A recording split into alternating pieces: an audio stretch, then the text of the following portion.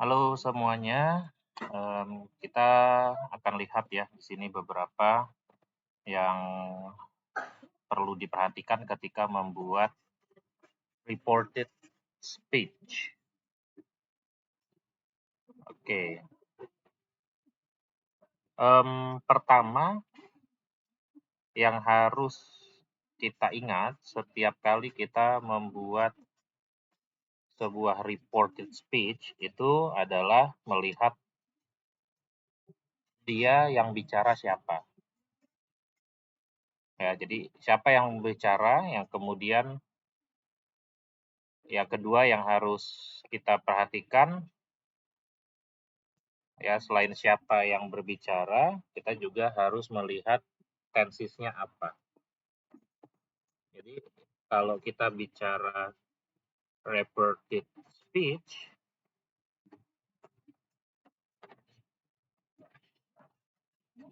itu harus ada siapa yang bicaranya. Jadi kalau misalnya John yang bicara nih, si John dia bilang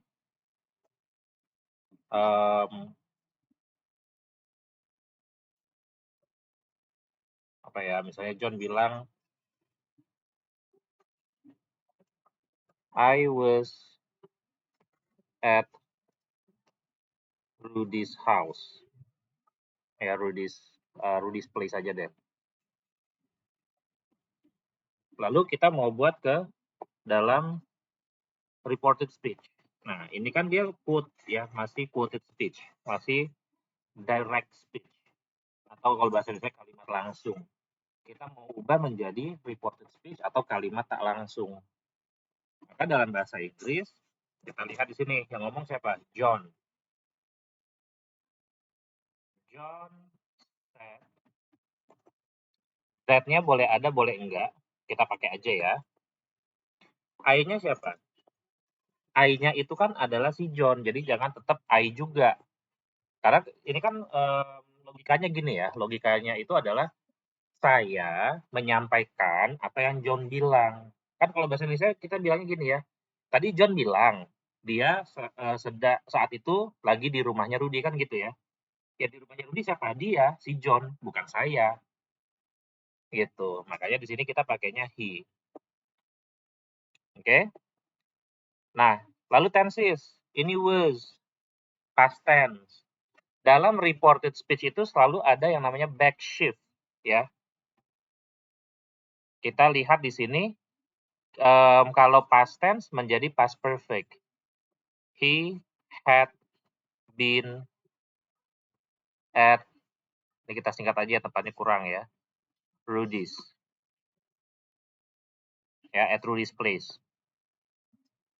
Nah, John said that he had been at Rudy's place. Gitu.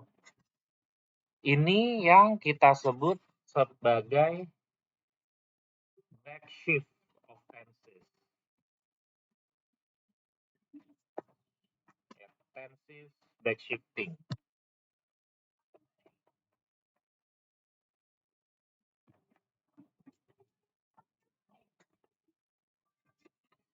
Oke, gimana sih tenses back shifting itu? Intinya di sini tenses back shifting itu tensesnya mundur ya. Nah, ini gampangnya kita begini ya. Kalau dari bentuk present, dia mundur ke past. Kalau past, mundurnya ke past perfect. Tensesnya begitu. Ya, jadi dia turun, back shifting, makanya namanya back shifting kan bergeser mundur. Ya, bergeser mundur. Kemudian apalagi bentuk-bentuk yang lain juga ke bentuk waktu lampaunya ya, will jadi would,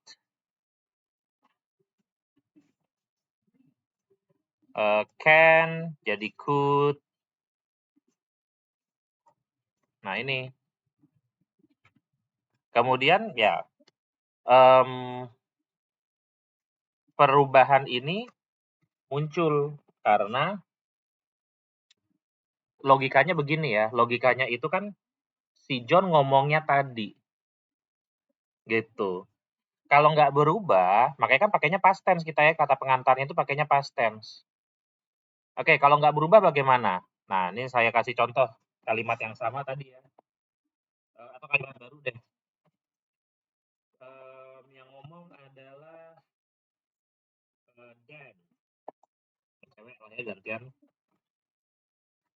Yang ngomong adalah Su. Lalu Su bilang,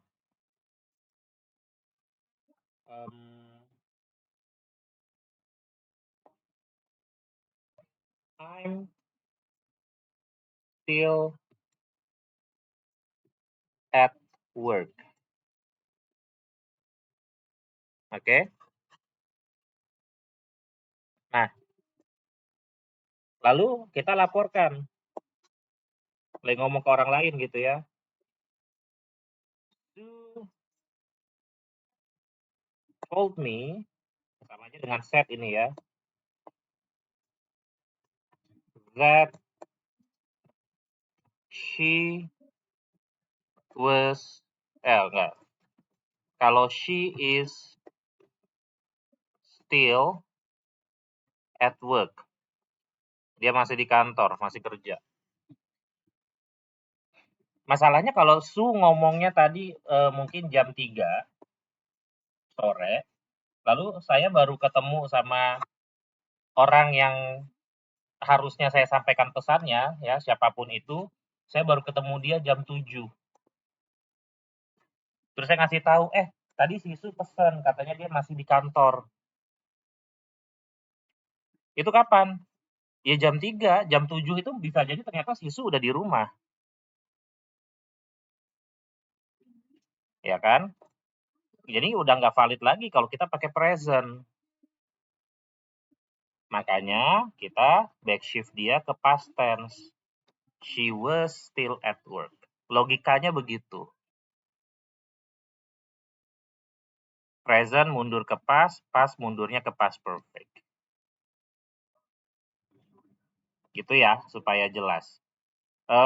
Saya kasih contoh beberapa deh dari yang sudah kalian kerjakan.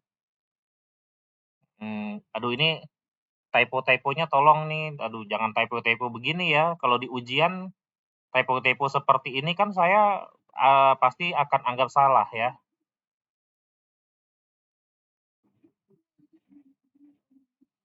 Nah ini, Bandung is one of my favorite holiday. My mother said, nggak pakai koma lagi ya. My mother said Bandung was one of, siapa yang ngomong? Yang ngomong ibunya, berarti of her favorite holiday destination ya, harusnya destination. Jadi nggak ada date I often visitnya, nggak ada, itu nambahin. Ini namanya ngegosip ini, kalau kayak gini ya, sebutannya bukan lagi menyampaikan pesan. Ya, jadi bukan lagi kalimat tidak langsung. Ini udah masuk ke hoax. Ngegosip, kan ngegosip gitu ya. Orang bilangnya A, nyampeinnya A tambah B. Jadi ini nggak boleh ditambah-tambahin. That I often visitnya nggak boleh, nggak usah ada. Lalu di original sentence-nya I have 2 guitars, acoustic and electric. Ini udah ngaco lagi ya. Kan original sentence-nya I have 2 guitar. Reported speech-nya harusnya siapa yang ngomong, ya. Misalnya si Jono yang ngomong. Jono said he had 2 guitars, acoustic and electric. Ya, ini bukan reported speech, tapi ini kalimat baru lagi, beda lagi, tidak boleh. Oke. Nah, ini coba diperhatikan, dibaca lagi tentang reported speech itu apa. Jadi bukan seperti ini, kurang tepat. I used to have a band. Ya, he said that he was once in a band. Itu udah berubah. Dulu kan dia bilang I used to have a band.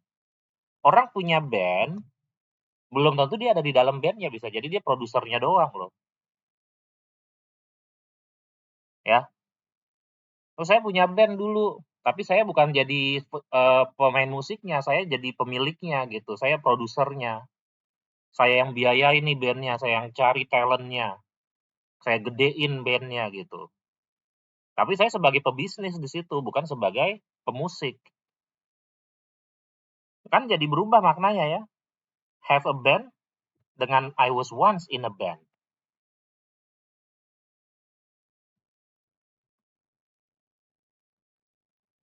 Person once said that he lived. Nah, ini betul. Yang kedua juga betul ya, karena pengantarnya pakai present. Jadi tensisnya nggak dirubah ya. Kalau pakainya present nih, says. Kalau pakainya said itu diubah. Ini past tense harus ke past perfect. He had, ada had-nya ya, ada had just bought a new shoes. Oke, ya kurang lebih seperti itu ya. Jadi tolong perhatikan kembali ada siapa yang berbicara, tensisnya apa, lalu lakukan back shifting tensisnya. Sekian dari saya, terima kasih.